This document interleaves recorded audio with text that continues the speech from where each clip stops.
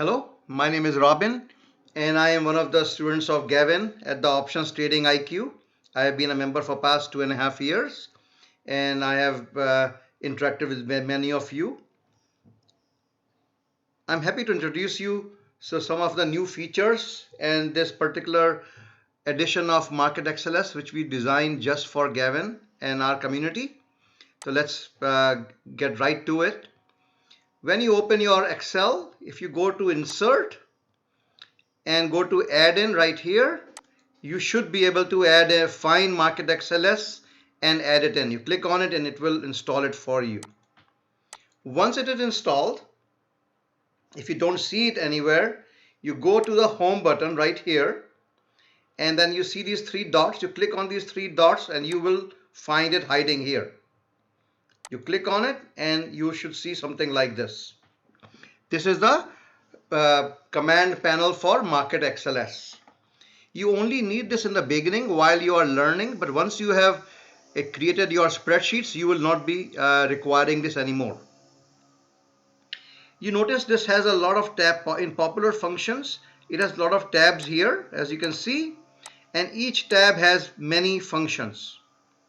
So for performance, we have many different kinds of functions: stock return in 7 days, 30 days, 3 months, and whatnot. They are all pre-built, but all the functions actually are customizable. So this is how you use the pre-built one, and then you can modify them. But what we are here today, right now, to focus on is this tab, which is new, which we have created for option traders like us. When you click on this options, you will see these functions. They bring in the last price for any option. They create the option symbol. They give you all the Greeks. They also give you the next expiration date, and they also give you the next strike price from the current value and thereafter. So let's step one. I'm going to show you how to bring a function from here onto the sheet. So anywhere where you want the function to reside, you click on it, and then you come here, and let's say we are going to bring next strike price. So I want the next strike price from the current value of the particular stock. So I click on the next strike price. It will paste the function right here already. You see that. Now this one is by default, it will paste it for Microsoft. But what you can do is you can type in any symbol, then you click here and remove Microsoft and click on the symbol, and now there you have a next strike price for Tesla. And of course you can change this Tesla to Oracle, ORCL. That will be the next strike price for Oracle. So that is how easy it is to bring the functions from here onto your spreadsheet. But what I have done here is I have already created 2 rows of all the functions for this particular values. So the typical input in a stock symbol is the underlying stock, the expiration date, the type, and the strike price. So once you type these 3 things in, so let's change them. So let's say instead of Apple, I'll say Oracle, ORCL. Instead of Tesla, I will say Microsoft. You see, they change automatically. Oracle did not have any data for strike price is too high for them. That's why. So let's go back to Apple right now. Right? Okay. All right. So now we have this thing working. So now you can simply take this sheet and just move them around and create your own spreadsheet the way you want to track your particular trades. So most likely you wouldn't even have to copy these symbols for functions from here. But just in case, let me show you the anatomy of a particular function. All the functions are built like this. The first 4 characters are MXLS dot, and then there's something after that.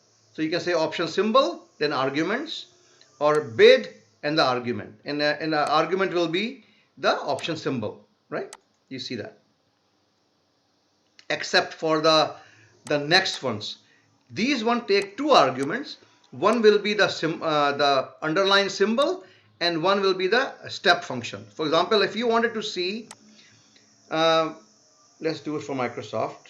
So MSFT, and I wanted to see the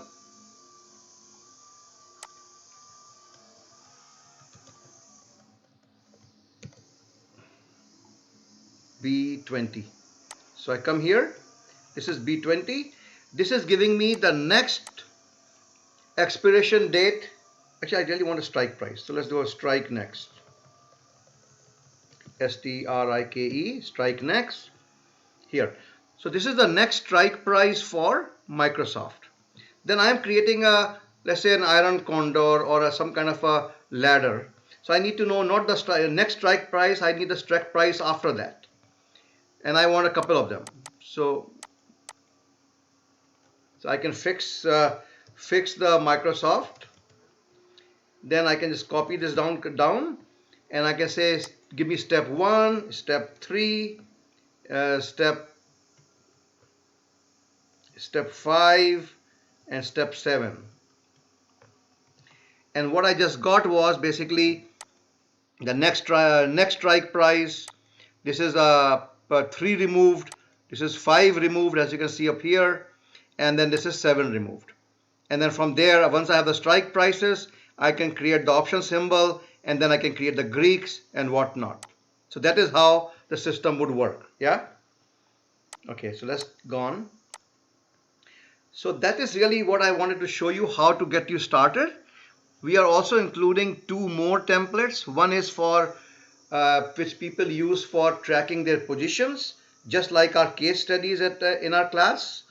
And one is what people use for journaling and monitoring their open positions, and that one will be useful too. So you can take them, you can modify them, customize it for yourself. If you have any questions, look me up in Discord, and I look forward to hearing from you, and I hope you find this very useful. Thank you.